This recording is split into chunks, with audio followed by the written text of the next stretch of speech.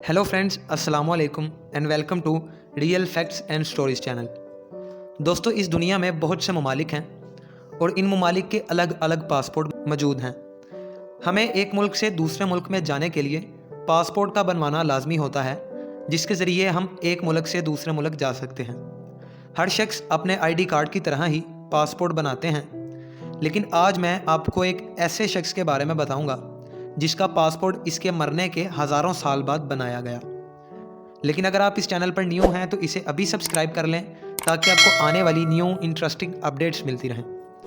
दोस्तों, इस दुनिया में हर शख्स का पासपोर्ट उसके ज़िंदा होते हुए बनाया जाता है ताकि वो अपनी ज़िंदगी में ही किसी दूसरे मुल्क का सफ़र कर सके। मगर फ़िरौन दुनिया का वो वाहिद शख्स है जिसके मरने के 3000 साल बाद उसका पासपोर्ट बनाया गया था।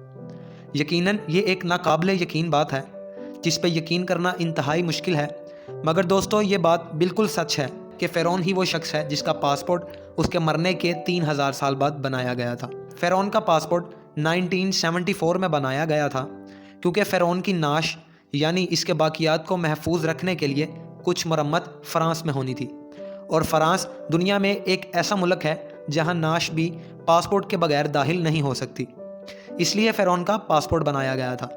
इसके साथ साथ फ्रांस में फ़िरौन को इलाज के दौरान सदारती प्रोटोकॉल भी दिया गया और हवाई जहाज़ में पेरिस शहर की फ़िज़ाओं में प्रोटोकॉली चक्कर भी लगवाए गए थे। दोस्तों, उम्मीद है आपको आज की वीडियो पसंद आई होगी।